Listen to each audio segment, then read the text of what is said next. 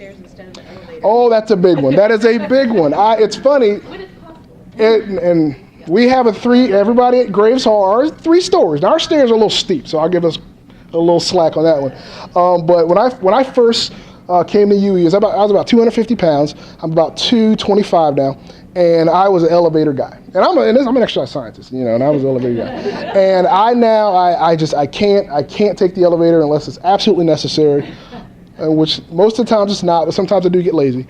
But take the stairs, unless you're in like a 20-story building, okay. Take the elevator halfway up, then take the stairs up the rest way. Those are little things that you can do. But the thing I want to, stress is to be more active, it is a conscious choice. It is not something you can trick yourself into doing. You can do little things like that, but being active is something, it's a lifestyle, it's a behavior change that you have to embrace.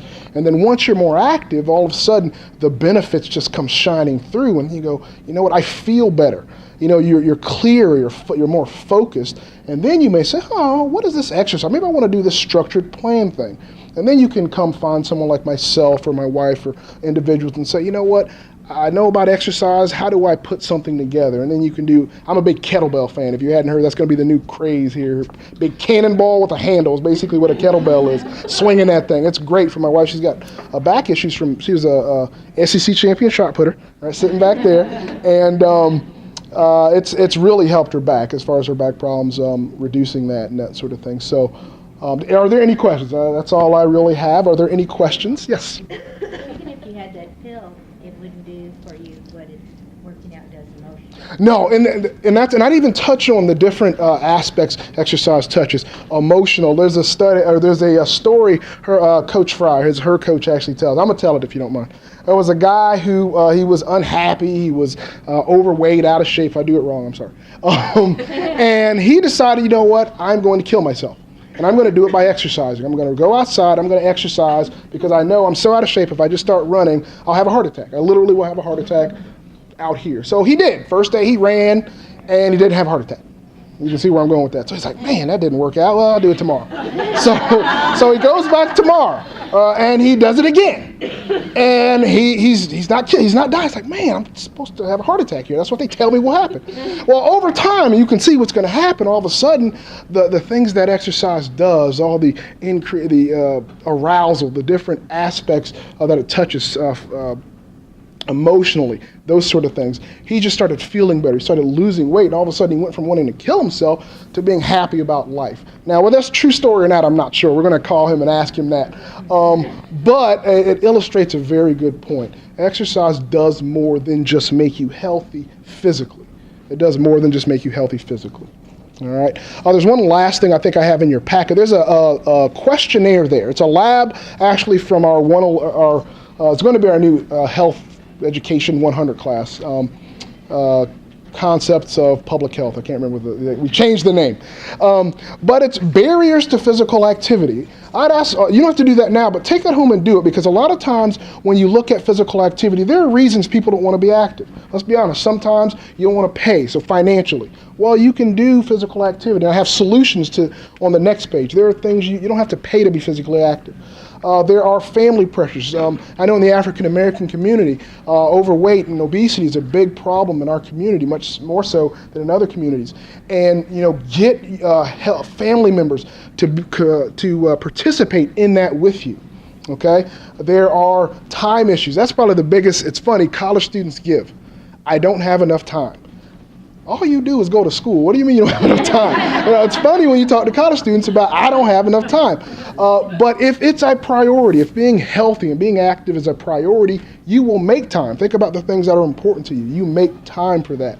So time is one of those things, if you were to schedule out your day, if you watch this particular show that you really don't like, but it's just on, well, how about not watch that or watch it, for a matter of fact, and do your squats on the couch, there are things you can do. But that list out to you, if you will answer that, what to you might be your area, your barrier to physical activity, and the other page will give you some solutions to help you combat that, because there are barriers to physical activity, and we need to get past those if we're going to be healthy, a healthier country, a healthier nation, healthier world. So, yes, sir. I do volunteer work at the Eureka Center. Mm-hmm. We have a couple of kids down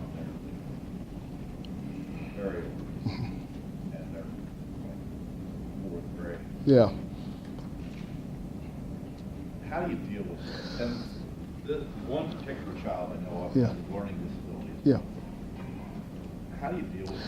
Well, yeah, you've asked a very complex question, I'll say it. And Agonize over this. well, here's I know that it's going to affect this it is. child rest as well. It is. And I didn't talk about this data, but what we're seeing, you've probably seen it on Yahoo. But I've been seeing this. I had the great pleasure to work with some of the great adolescent obesity experts in the country when I was at the University of South Carolina in a school of public health, and you're seeing that that obesity rates in children are going up. And I'm talking about, you're starting to see it now in pre-adolescents. So these are kids that before they're, we're talking about 5, 6, 7-year-olds. You're starting to see obesity go up.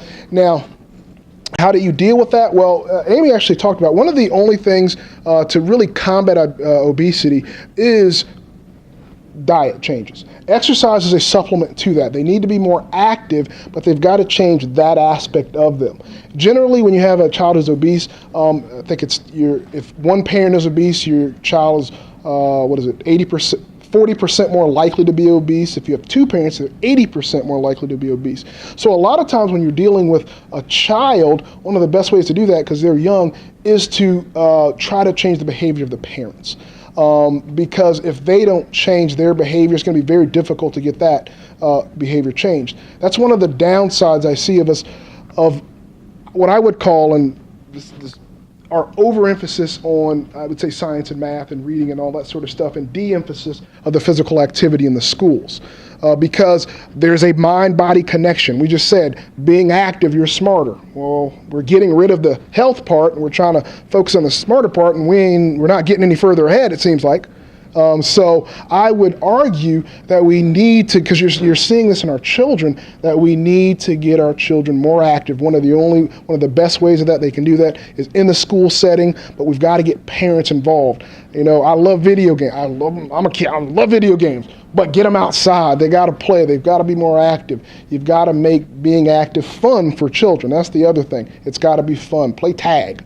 Do things they don't know they're actually being active.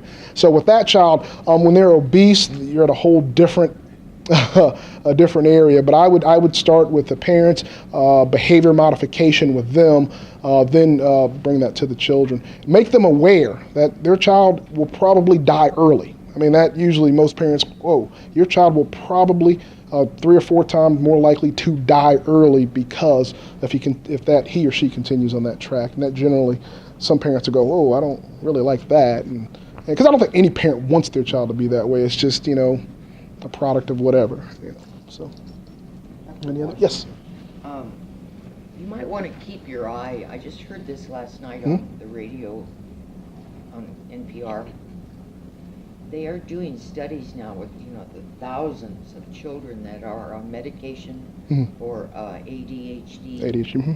And they're learning now to take them off the medication and do the physical activity up here, and it's like exercising cognitive behavior. Oh, yes. And having very good results. Wow, okay. So I think that's an exciting new Yes.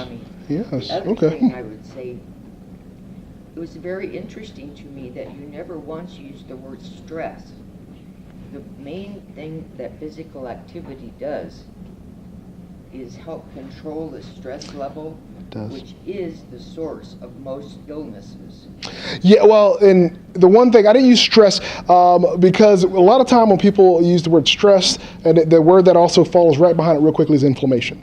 And the problem with that is, I'm an inflammation guy, is inflammation is not bad. Inflammation is actually a very good thing. Chronic inflammation is what's bad. And actually the interesting thing about exercise is it increases inflammation, but it does it in a fashion where, because inflammation is made to turn on and then turn off. But the problem in most disease states is we have this low level, but it's elevated, of inflammation where it's always on, it's always on, it's always on. And it's interesting how exercise, for whatever, and we still don't know why, we're working out the mechanisms behind this. It's an area of research I'm very interested in, hopefully to get started on, is even with this chronically elevated level of inflammation, and you add this a bolus of exercise, so you increase it, but when it comes back down and over that chronic level goes down. which helps with that. So yes, and it does help with stress. Cortisol levels are the stress hormones that are produced, but I absolutely agree with you. Exercise does control that. Where stress Yes. goes on the body. Yeah. Right here. Well, the fat distribution and that sort of thing in women, it is different between women and men. A lot of times women will say, man, you always have that, I can't get rid of that little pooch right there. Whereas men, that's actually one of the first places we lose it, where women, the first places you lose fat, is actually the hips. Back here, you don't really lose it here first. Because actually one of the last places you put it on, so it's the hardest place to get it off once it gets there. So yes, that's, men and women are different, and it's okay with that. I'm happy about that. Elevated stress is bad. Elevated stress, I remind you, chronic stress, absolutely bad. Because stress is, when you think about the stress response, once again, it's made to turn on and turn off. And when we have this elevated the stress that is always on, it wreaks havoc on all of our systems in our body, immune system, cardiovascular system, those sorts of things. So, okay, any other? I think I'm done. All right, thank you very much.